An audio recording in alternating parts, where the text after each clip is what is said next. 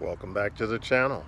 My name is Thomas Fletcher and I'm the host of the LCSW and the Military Social Work Network. If you're new to the channel, please do me a favor by smashing that like button, by subscribing to the channel, and by sharing this video with your social work colleagues and friends. The purpose of this channel is to create a community of hope and support where social workers can come for relevant news, information, and inspiration. Well, welcome back to Ask a Military Social Worker. I got a question from a viewer named Malik. And Malik wants to know, thank you Malik for commenting in a previous video. So Malik wants to know what the typical day is like for an Army social worker, 73 Alpha.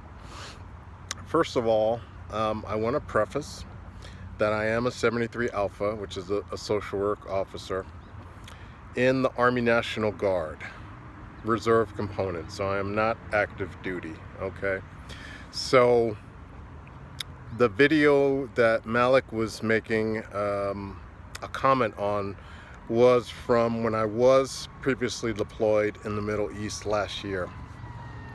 So let me maybe speak to that context.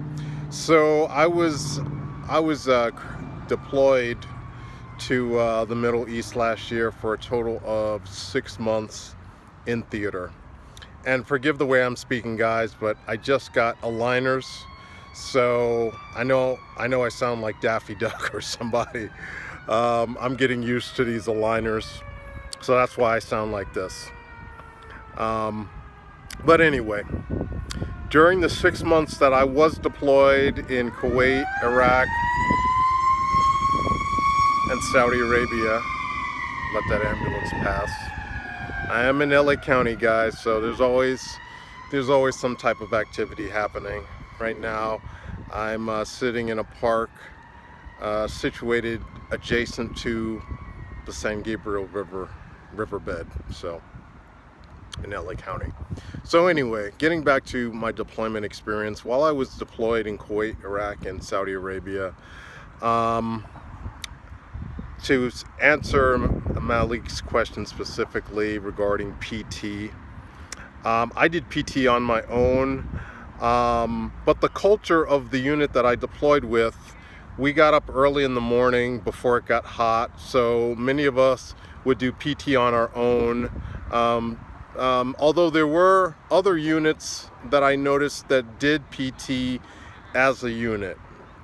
So it's going to differ, between National Guard versus Army Reserve versus active duty. And then it's going to differ between the different branches. I deployed with an aviation unit, so it's going to differ from what type of unit you're in, if you're active duty, if you're Army Reserve, if you're Army National Guard.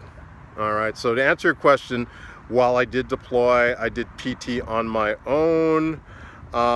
There was like this main stretch that we used to do our runs, and then we did have access to 2 gyms where we could do strength training. And again, most people that went to the gym, I didn't frequent the gym as much as I did my runs, but most people who did frequent the gyms did go to the gym on their own. I think there may have been a few units that did go to the gym as a unit, but according to the regulations, they were not supposed to be doing that. So that's the answer to PT. And again, it's going to be different, if you're in the active duty side, it's going to be very different, and I don't have that experience, so I can't speak to that. The second question that Malik asked was, as a 73 Alpha, can you apply to different schools like Army Ranger School? And the answer is yes. Now again, it's going to depend on what unit you're in, and of course you're going to have to meet certain pre-qualifications, physical and other knowledge-based qualifications. But the opportunity, at least in the National Guard, the opportunities are there for us to go to different schools to get different tabs. So the answer to that is yes. And again, it's going to vary depending on which unit you're in. If you are in an infantry unit, the odds of being able to apply maybe be greater than if you're in another type of unit, because in an infantry unit, going to ranger school, going to air assault, it's going to be more valued than, say, if you're in a straight medical detachment. You may be less likely to get a slot to go to one of those schools. Not impossible, but maybe less likely, because they want to reserve them for their infantry units.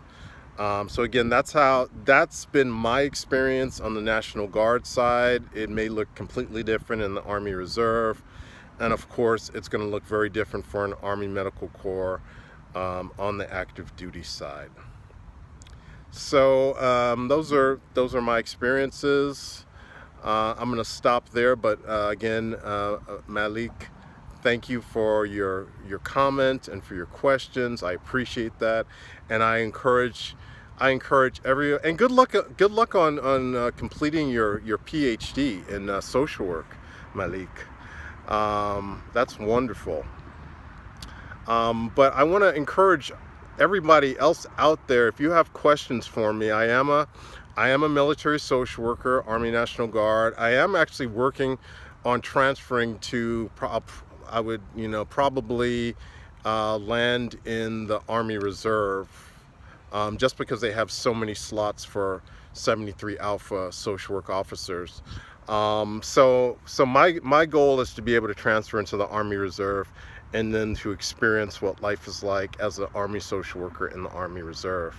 But again, if you have questions for me, I do have over 10 years of experience now as a social worker in the Army National Guard in California.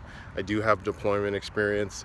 So don't hesitate to reach out to me with future questions, future comments. I love to see those comments and questions, and I love to make videos to answer them, and I do my best to answer your questions and your comments. So thank you, everybody who has sent me comments and questions in the past. Keep them coming. All right, I'm going to stop right there, but I want to thank you all for watching this video. For all the social workers and other licensed mental health professionals out there, thank you for the work that you do every day for your clients, for your agency, and for the profession. Please continue to support each other and yourselves. Bye for now.